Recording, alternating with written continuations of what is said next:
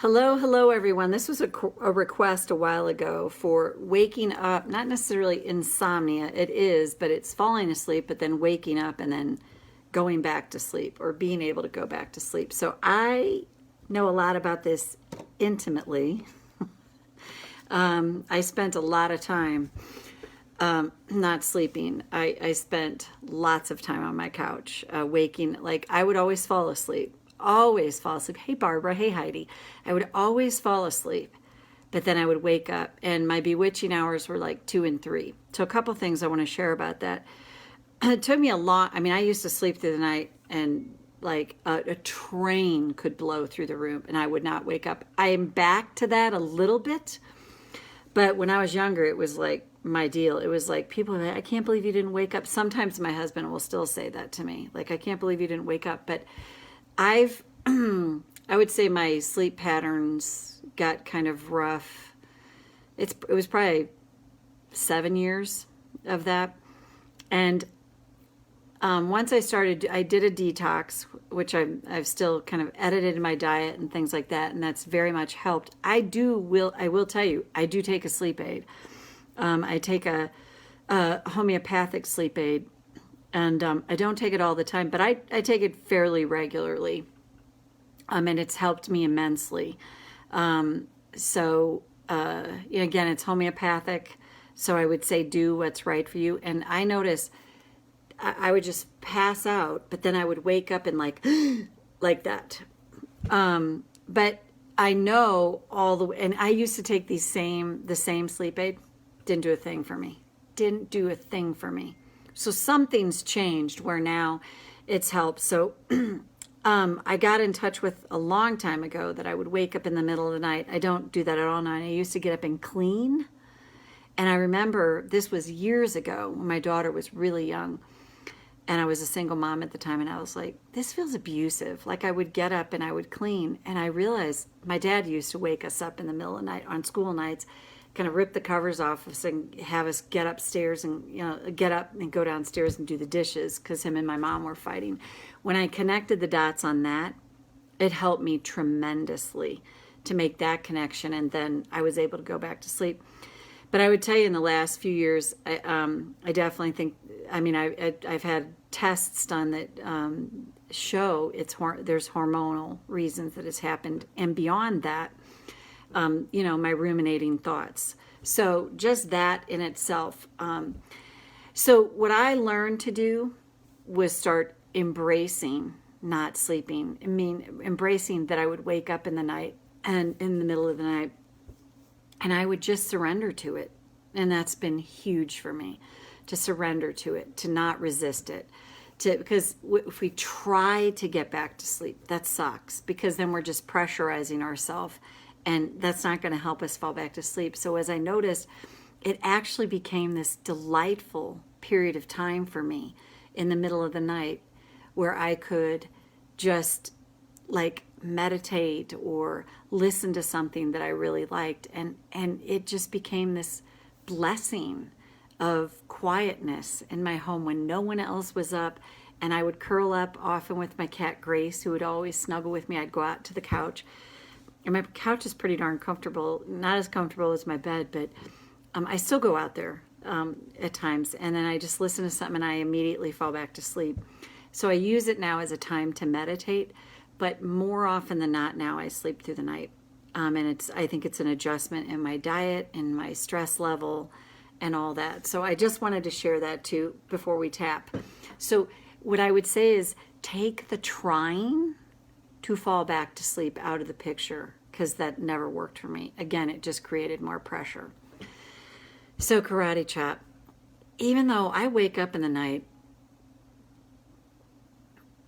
and I struggle to go back to sleep, and it really sucks for me,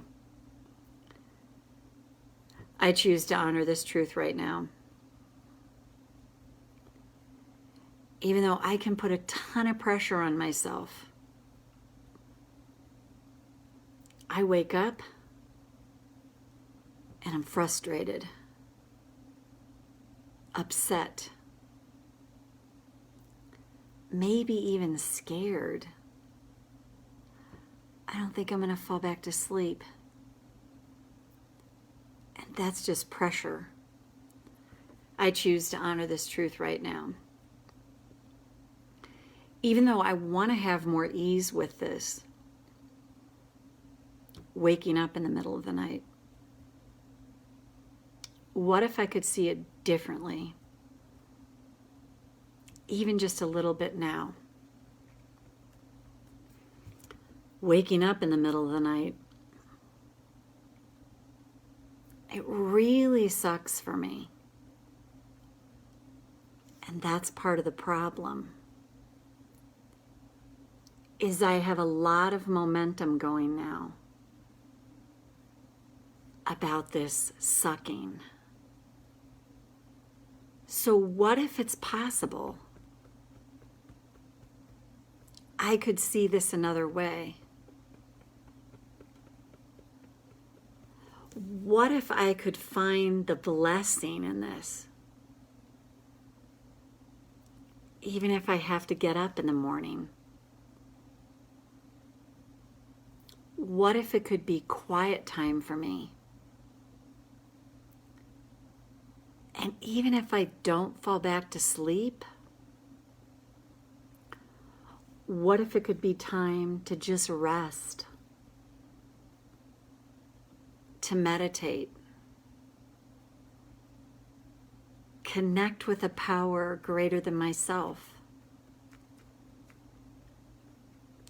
What if there's messages that could come to me? In the quiet whispers of the middle of the night. What if I could actually start to look forward to this? As crazy as that may sound, what if I could start to find the blessings in it?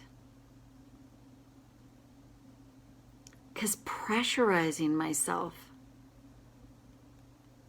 to try to fall back to sleep is counterproductive. What if I could practice surrendering to not sleeping through the night? What if I can find some ways to soothe myself and soothe my nervous system? What if it can be total me time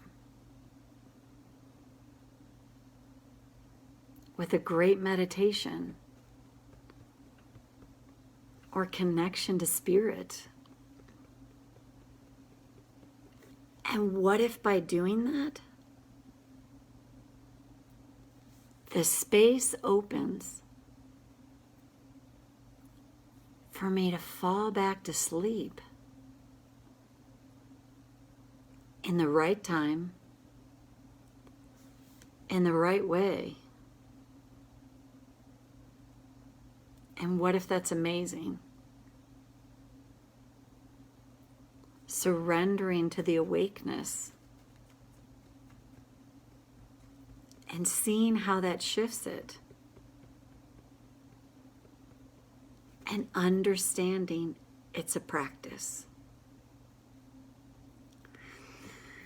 So take a breath. So again, that was a request. And I will tell you, things changed for me completely when I started to surrender to it. And like I said, I definitely have a homeopathic aid that I use now. And like I said, I don't always use it, but I notice there's times it's like, no, it helps. And it never worked on me before, ever. It was just like, oh, it sucks.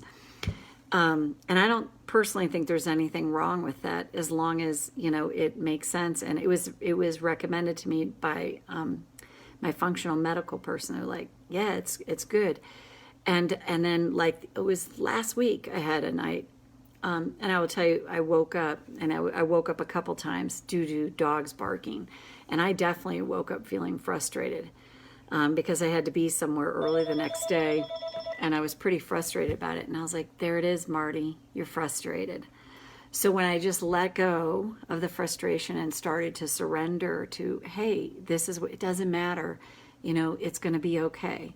You'll like, and having that talk, and then I did meditation, I tapped, and then I started to listen to something. It was really inspirational, and then I just fell back to sleep naturally. And I would definitely tell you, my brain is programmed now to listen to something soothing, and I pretty much immediately fall back to sleep, even if I wake up. And I'm definitely someone, I will always wake up because I got to go to the bathroom. That's me now. And, there's things that happen. So I just think the key is if we try to fall back to sleep, that sucks. So surrendering to it really brings amazing things. And I went through quite a period of time there where I would say probably close to a year and a half where I was not sleeping through the night. And when I really surrendered to it, it just became this magical time for me to just have that time. And that's actually a lot, when that 365 book was written, a lot of that happened in the middle of the night. And I thought, oh, Spirit's waking me to get this done. And just the inspiration would flow.